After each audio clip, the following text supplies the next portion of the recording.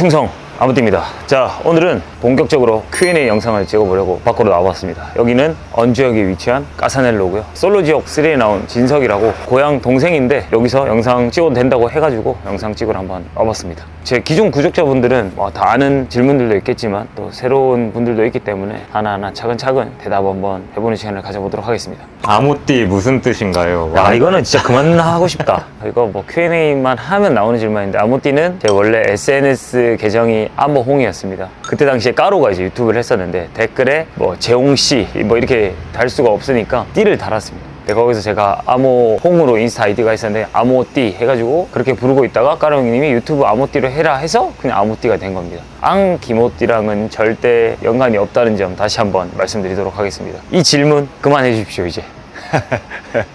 그 해병대인데 왜 충성을 하나요? 자, 이것도 많은 질문들이 있었습니다. 구독자분들에게 충성을 하기 위해서 충성이라고 한다 이렇게 말씀을 하시는데 딱히 이유가 없고요. 해병대의 이미지가 아무래도 좀 그렇게 좋지는 않습니다. 뭐 저도 당연히 자부심을 가지고 있지만 그걸 너무 과하게 드러냄으로써 이제 사람들에게 이미지가 안 좋아지기 때문에 그렇게는 하고 싶지 않았습니다. 그래서 저는 밀리터리 이런 것들을 좀 좋아해서, 근데 군 생활은 재미없었습니다.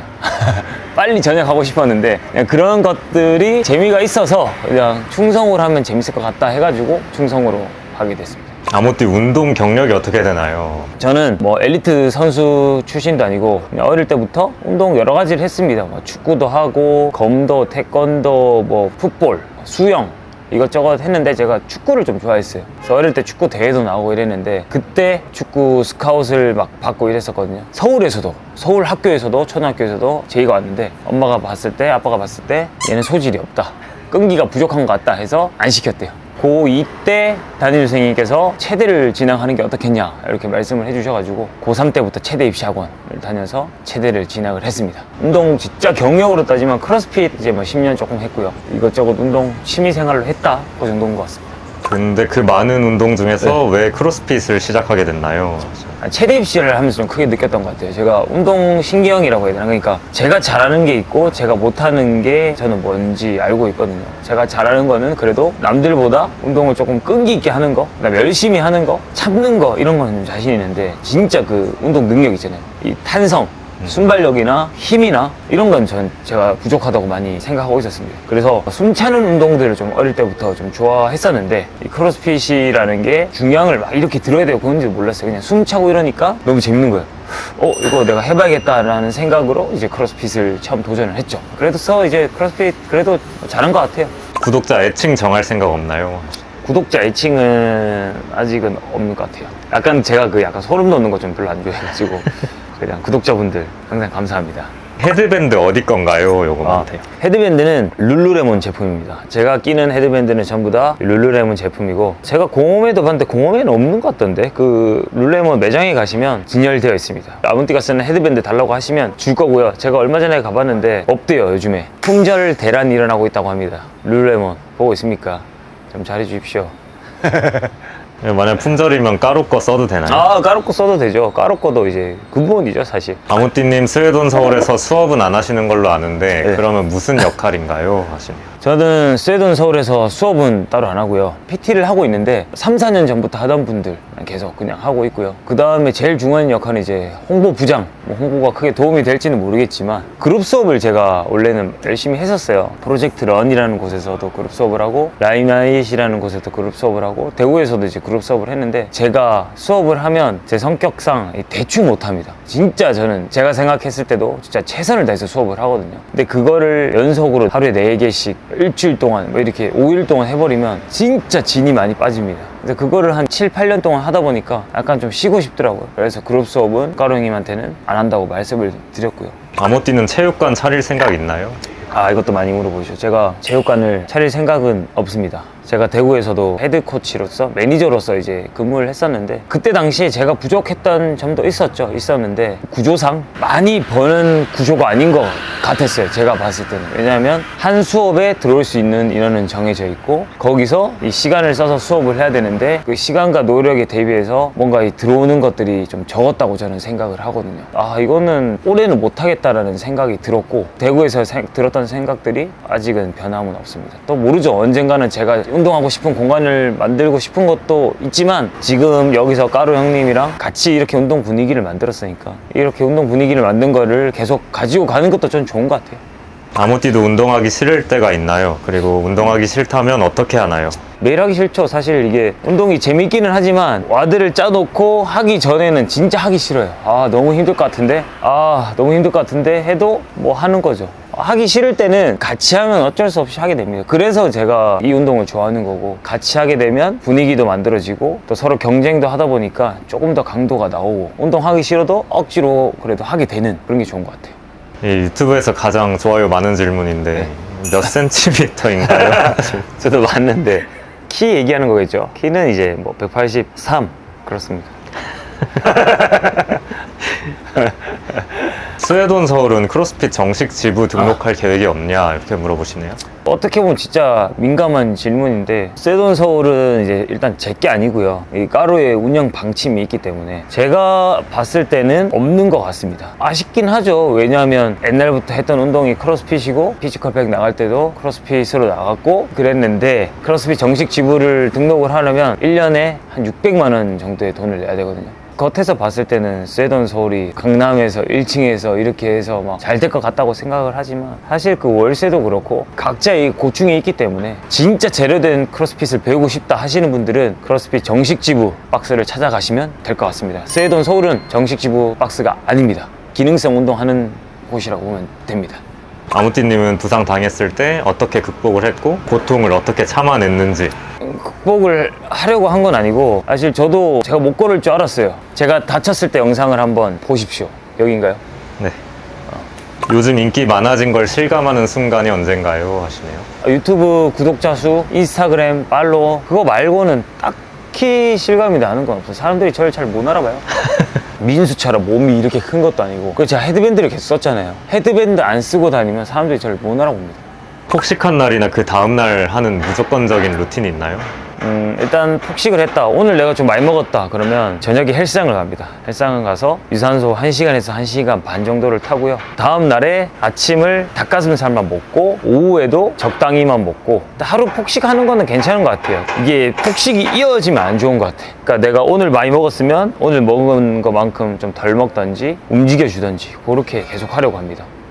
생각보다 관절 때문에 크로스핏 시작을 망설이는 분들이 많더라고요. 그쵸. 이제 크로스핏이 봤을 때는 과격하고 위험하고 그렇게 보이는데 힘든 건 맞아요. 그래야지 운동이 되죠. 근데 크로스핏 자격증을 가지고 있는 선생님들이 잘 알려주실 겁니다. 처음 온 사람한테 막 100kg를 들라고는 시키지 않아요. 처음부터 자세부터 조금씩 해서 올라가는데, 그런 건 조금 있어요. 제가 느꼈던 거는 크로스핏에 대한 열정이 뛰어난 선생님들이 있어요. 그 선생님들은 조금 욕심이 과할 때가 있어요. 저도 그랬고, 만약에 이거 내가 안 될 것 같다 하면 선생님한테 말해요. 선생님, 저는 이건 안 될 것 같고 저는 이렇게 하겠습니다 라고 말씀을 하시면 되고, 웬만하면 잘 조절해서 시켜주실 겁니다. 그래서 너무 겁먹지 마시고, 이런 분들이 많이 있어요. 내가 헬스로 근력을 만들어서 가겠다. 의미가 없습니다. 가면 그냥 졸라 힘들어요.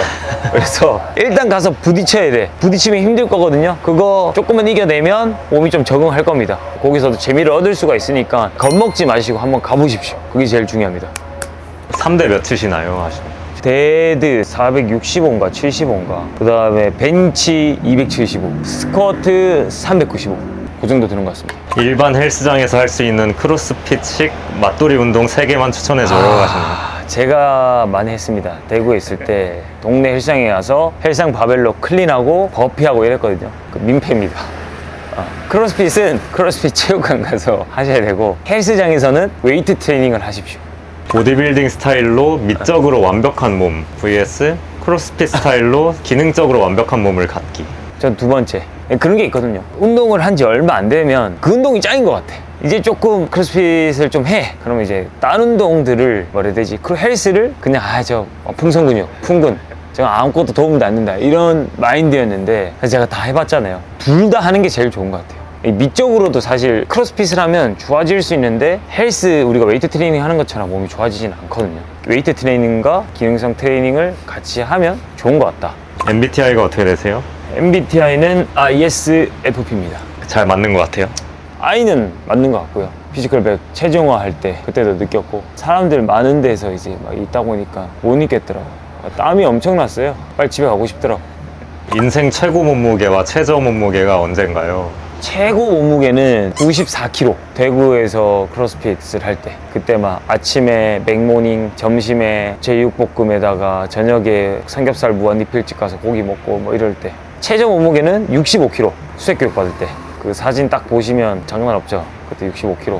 피지컬백 질문도 많아서 이걸로 한번 드려볼게요. 네. 그 결승전을 하루에 다 찍은 건가요? 뭐 촬영 텀이 어떻게 되나요? 이런 거 좀 궁금해 하시더라고요. 촬영 텀이 보통 2주 정도 됐어요. 50명 떨어지는 1대1 볼 뺏기까지는 2박 3일로 이제 다 끝났고요. 원래 촬영 그 계획은 1박 2일인데 그 2일을 밤새 촬영해서 다음날 아침에 끝나는 이런 스케줄이었거든요. 그거 첫 번째 주에 끝나고 그 다음에 2주 쉬고 2주 뒤에 미로전 2주 뒤에 모여서 구름사다리 하고 2주 뒤에 모여서 롤러 굴리기 하고 2주 뒤에 모여서 4위부터 1위까지 정하는 걸 다 했죠, 한 번에. 피지컬백에서 가장 놀라웠던 사람은? 정지현 형님. 그 1대1 볼 뺏기가 유튜브에도 올라와 있거든요. 깜짝 놀랐습니다. 상대 사람이 키가 180 넘고 몸무게가 거의 90 정도 되는 사람이었는데 그 사람을 그냥 던지고 막 어떻게 해서든 그 이기는 모습을 보고 멋있더라고요. 피지컬백이랑 쇼미더바디가 겹친 걸로 아는데 얼마나 겹쳤는지 그리고 막 몸무게 변화가 어떻게 됐는지 이런 거 궁금해 하시더라고요. 피지컬백 첫 촬영이 제 기억으로는 쇼미더바디가 한 100일 정도 남았을 때였을 겁니다. 100일부터 다이어트 시작해야겠다 이러고 이제 다이어트 시작하다가 피지컬백을 들어갔거든요. 아무튼 그래서 결승전 끝났을 때 제가 체중이 81kg였고 쇼미더바디가 40일 정도 남았었습니다. 저는 오히려 좋았던 것 같아요. 아픈 데도 없고 몸도 가볍고 힘도 어느 정도 있었던 때라 가지고 오히려 좋았던 것 같습니다. 그럼 피지컬백을 위해서 따로 준비한 건 있나요? 그냥 운동을 3번 했다. 아침, 점심에 크로스핏 하고 저녁에 웨이트 하고 운동 3번씩 했습니다. 쇼미더바디와 피지컬백을 위해서. 피지컬백 끝나고 뭐 방송 섭외 같은 거 많이 들어왔나요? 하시네요. 뭐 이제 조금씩 뭐 한두 개씩 방송 섭외라기보다는 그냥 일이 조금씩 들어오는 것 같아요. 일이 조금씩 들어왔고 회사에서 이제 그거는 관리를 해주시기 때문에 저는 아직 잘 모릅니다. 일이 있으면 이제 말씀을 해주시고 일 없는데 뭐 어떻게 구하려고 막 하는 건 아니고 그냥 제 할 일 열심히 하고 있습니다. 하다 보면 뭐 뭐라도 있지 않겠습니까? 제가 막 방송 쪽으로 막 나가야겠다 이런 것보다는 일단은 저의 이 근본, 저의 뿌리를 놓치지 않기 위해서 열심히 하고 있습니다. 피지컬백이랑 쇼미더바디 중에 어떤 게 더 힘들었나요? 하시네요. 쇼미더바디가 더 힘들었던 것 같아요. 피지컬백은 하면 결과가 바로 나오는데 쇼미더바디는 결과가 안 나오잖아요. 그 사람들은 계속 비교를 하고 뭐 마랑이 어떻고 권혁이 어떻고 아모티 까시고 누가 어떻고 이러는데 그게 생각보다 스트레스가 엄청나더라고요. 관심이 그때 당시에 그래도 꽤 있었어요. 그런 것들을 이제 보면서 이제 배고픔을 느끼면서 살을 뺀다는 게 쉽지 않더라고요. 그러면서 다시 느껴서 보디빌더 분들 대단하다. 그 진짜 선수들은 맨날 비교 당하면서 그렇게 있을 텐데 그거를 참고 하는 것도 진짜 대단하다고 저는 생각을 합니다. 다시는 안 하고 싶어요. 피백 우승할 때가 더 기뻤나요? 쇼미더바디 우승할 때가 기뻤나요? 우승할 때 그 순간을 이제 생각을 해보면 쇼미더바디가 더 기뻤던 것 같아요. 오. 쇼미더바디는 이 기쁨을 함께 나눌 수 있던 사람들이 거기 다 있었잖아요. 그러니까 같이 좋아해주고 축하한다 해주고 이게 있었는데 피지컬백은 제가 아무한테도 얘기를 못해. 이게 내가 1등 한 건지 안 한 건지 뭐 아무도 뭐 없어. 그래서 6개월 뒤에 거의 5개월 뒤에 그게 발표가 나오고 이 사람들이 축하한다 할 때는 기분이 좋더라고. 그런 행복을 같이 나눌 수 있었다는 게 저는 쇼미더바디 1등 할 때가 기억이 더 남는 것 같지만 더 값진 거는 피지컬백이라고 생각을 합니다. 그 결승 끝나고 네. 홍범성님 다치셔가지고 네. 약간 눈물도 보이시고 네. 하셨던 걸로 아는데 그때 무슨 생각을 하셨는지 그 당시에.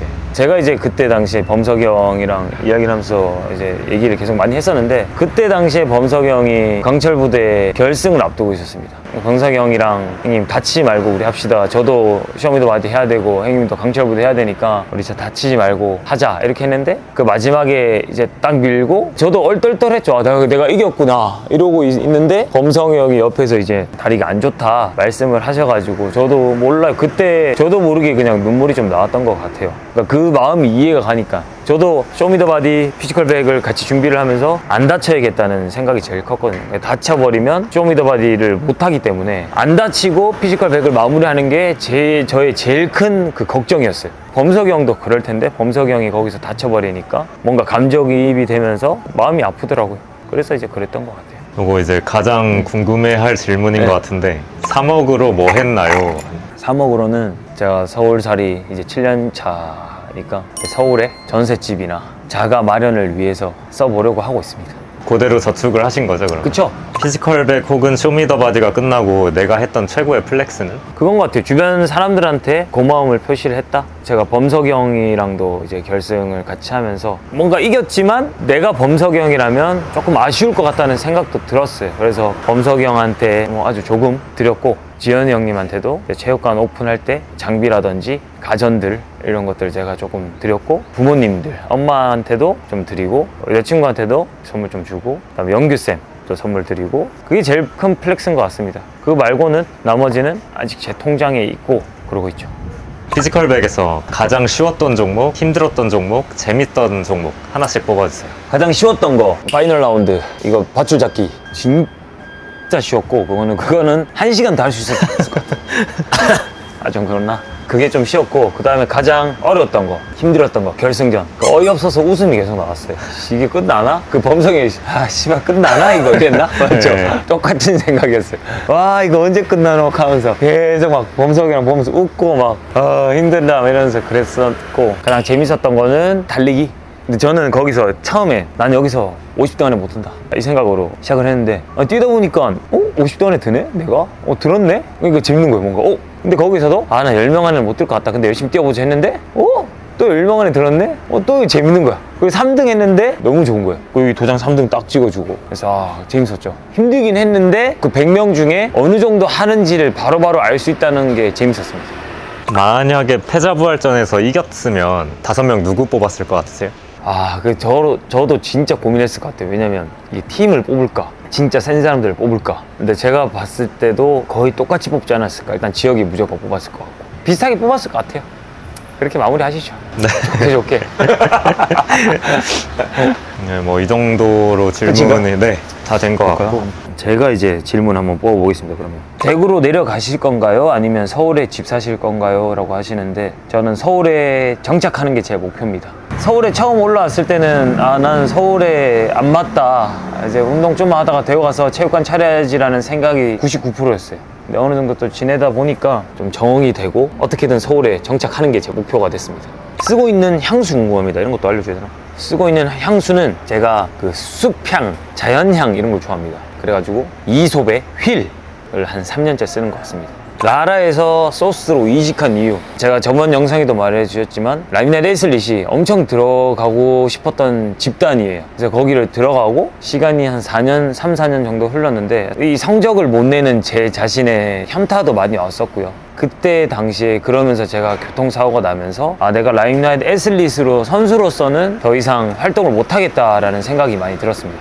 나는 애슬릿으로서는 더 이상 안 되겠다라는 생각이 들었기 때문에 스웨덴 서울로 옮겼고, 대표님이 이제 이해를 진짜 잘 해주셔가지고 감사하게도 잘 지내고 있습니다. 오늘 팬티 무슨 색인가요? 오늘 팬티 검정색입니다.